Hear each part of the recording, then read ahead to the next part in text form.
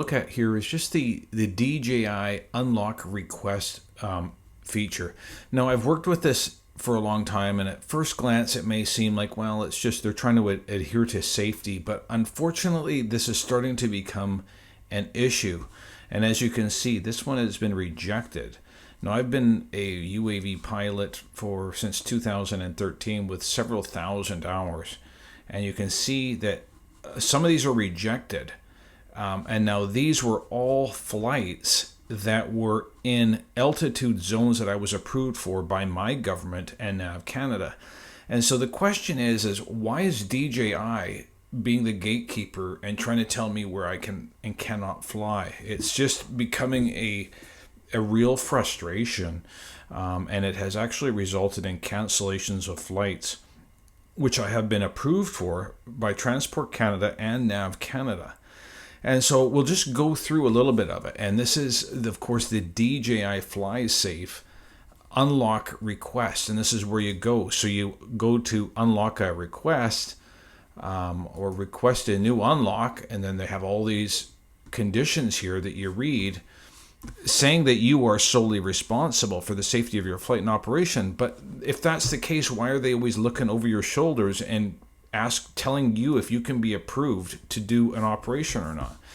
And then you can go to something like that, like custom unlocking, and then they're going to ask you what aircraft, what drone you have, and then you fill out all that information along with your email and so on. And so we'll just go ahead and do that. I'll fly with that one along with my matrice, and there I am there. I'll go next. And then they give you this map right in the middle of Canada. And so it doesn't show you where you are. It shows you just in the middle of the wilderness of Canada up here with some Chinese writing up here. So understand that this is your workflow, right? This is time you're going to have to take to fool around with this. And it's just so frustrating, right? And I'm trying to do a flight in here, and now you can see, oh, okay, here's the altitude zones for Victoria Airport. And they are, and say I'm trying to fly around in this area. I've been approved to fly in this area because runway 31 right here at Victoria is never used. Now I know that.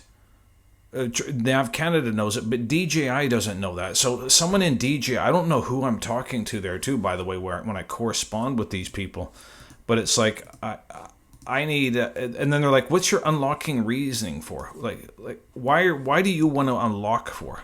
I have to explain to someone in China why I want to unlock for as a certified pilot who is advanced certified. Why should I have to explain to them what I want to do? And now secondly, they're asking for files. DJI, a foreign company on a foreign shore, is asking for files and information. Okay? They want required documents off of you. Okay? To unlock the selected geo zone. Provide all materials, not limited to any flight authorization, permits, licenses, or agreements with local aviation authorities or airports.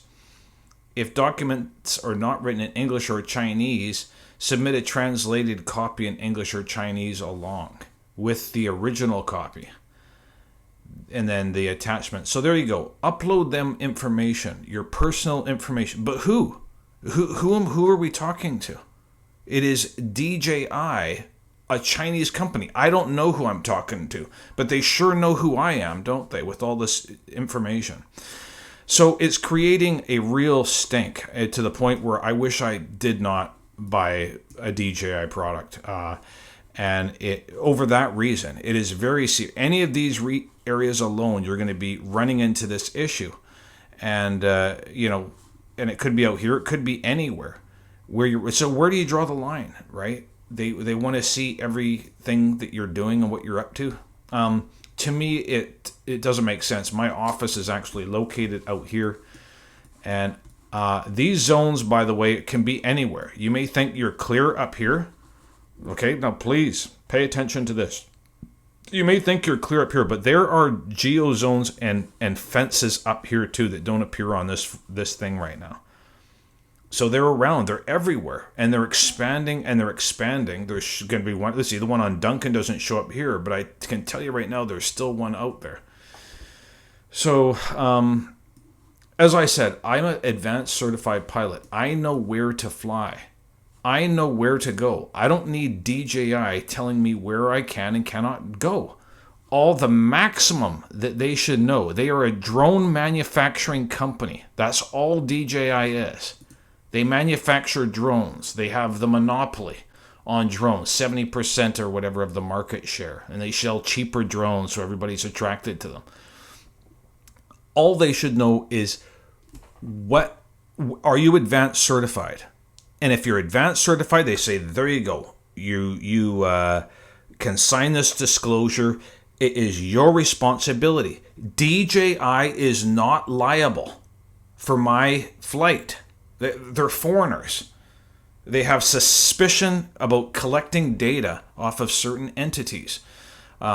Is another issue. They say that's been resolved, or it's been proven that they don't do that. But we don't need to be dealing with them in this way. And as I said, it's something that is just, if nothing else, it's an absolute waste of time. They don't keep your data on record, right? You have to submit this every time you do a flight. It's not like they say, okay, we know who that pilot is.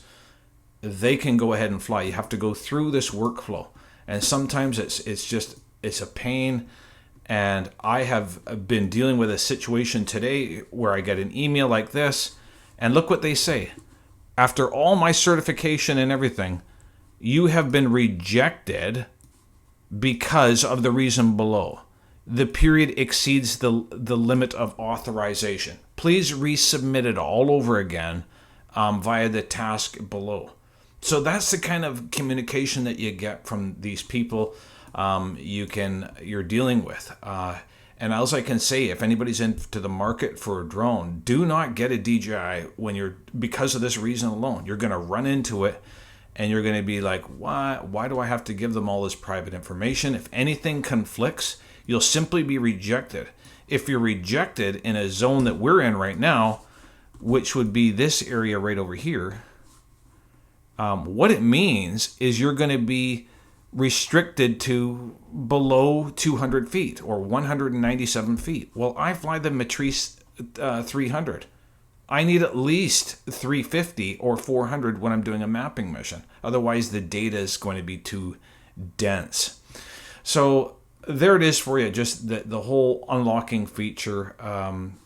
For novice pilots, maybe it's good, that don't know how to read a chart or don't know where they are in relationship to an airport, or need to be told that this is a dangerous area to fly above 200 feet or what have you. But for advanced pilots that are trained and certified, this is absolutely a waste of time.